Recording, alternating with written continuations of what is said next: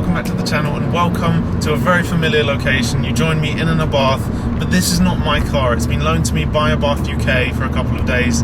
The 695 70th Anniversario. It's their new top of the range model and it's something that I've been excited to get behind the wheel of. I wanted to just go over everything that is new to this car and kind of see what it's like as a special edition, because obviously Abarth is quite synonymous with producing special cars, whether that's just a new livery or an overhaul in terms of what it provides. But I wanted to see where this stacks up, and obviously we like first impressions on this channel, so I thought I'd go over all of that. In terms of looking at it from a performance point of view, there's not too much to report, to be honest. It is mainly aesthetic from what I can see. It's 180 horsepower still produced by a 4-cylinder engine. 0 to 60 is still 6.7 seconds. But what is new is mainly on the exterior. So I think we should park up now and take a look at everything that's changed.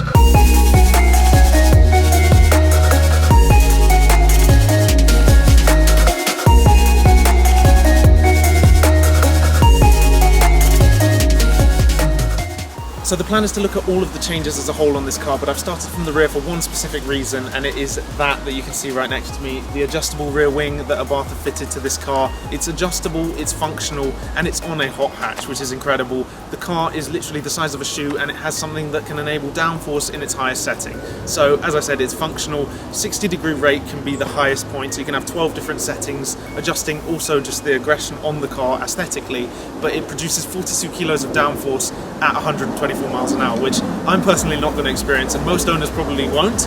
But even aside from that, the functionality, just looking at it, it completely changes the stance of the rear, and it really does indicate that you're in something a bit more special. So just taking a closer look, you can see the different adjustment rates on the side there. The wing already in a slightly more aggressive form here, but it can go to the full 60. This is just in 30, and yeah, it really does stand out. It's much more aggressive looking than the standard models, and definitely preferred, so a job well done on that. It harks back to their racing heritage as well, which is an important feature on this car.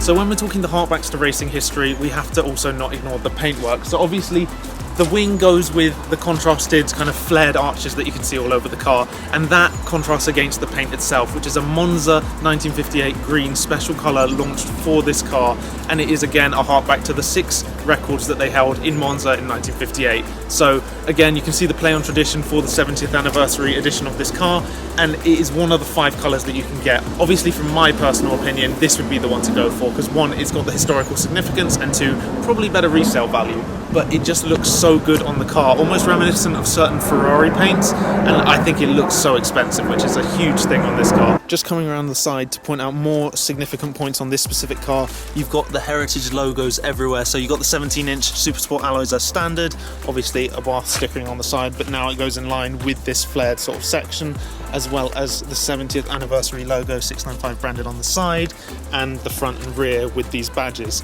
So again, just a nice little touch to let you know you're in something a bit more special. Obviously the car limited as well in numbers to 1,949, which is significant because that is the year it was founded by Carlo Abarth. So you can see it kind of all goes full circle and ties in nicely. Obviously from a styling standpoint, they have looked to do quite a lot. You've got the Monzas as standard, and there's also a bunch of other key features as standard. So let's get back in and go for a proper drive. You also have to hear the exhaust, because the Valvetronic Monzas are incredible.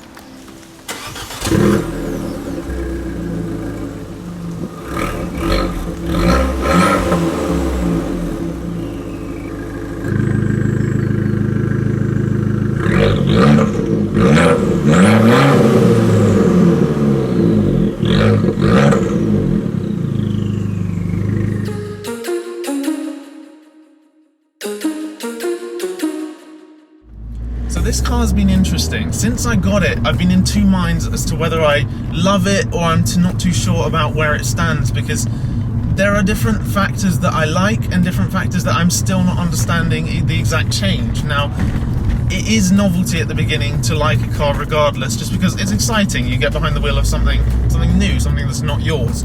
But when you start to apply logic and realise there isn't too much that's different, it makes me wonder, is it special enough to be a special edition, especially a special edition like this? Well, that was a lot of words, but you get what I mean. It will still be a fun car, don't get me wrong, because I have one and they're amazing. But is it special enough in its own regard to, one, hold such a high price range, and also just to hold the badge for 70 years of the brand? I guess we'll see, but in terms of what it offers, it is all there. All you can really choose on the configurator from playing around with it is the paint. Everything else is pretty much already applied to this car as an option from factory. So you get the standard Koni suspension, Brembo brakes, Super Sport alloys, Apple CarPlay is already integrated to the interior, and there is a limited slip diff as standard as well. So in terms of options, there's nothing really needed to spec because they've gone and done it for you. Obviously, it doesn't come free. The car starts from around 30k with or without anything because it's already got everything. But don't get me wrong, first impressions are very positive, and I guess if you're looking for something different, that's when it starts to make sense, because I've realized cars like the Biposto, for example, the previous gen Biposto that came out, it didn't have logic applied to it in terms of the car for usability purposes. It was fully track focused and people did love it. This is a kind of because you can car. I think that's where I'm going with this. It makes sense if, one, you don't have one of these cars, and two, you're looking to get one and money's not really a problem because this is the coolest. So why wouldn't you go for it? If I was to negate the fact that I have one and just look at it as a kind of potential new car, it would be a very exciting prospect. I mean, what car has a fixed rear wing in this price bracket? What car sounds like this? It's still got the same plus points. It's just something that needs to take some time to kind of grow on, see the pros and cons, see if it is worth the money. And I guess I'll relay that to you in another video to come. So there will be more content. I plan on getting out of the 20-mile-an-hour zone that is London and taking it for a proper drive shortly. Hopefully that changes my mind as well. But yeah, for now, thanks for watching, guys. Leave a comment below with what you think of this new model, and I look forward to seeing you in another video very soon.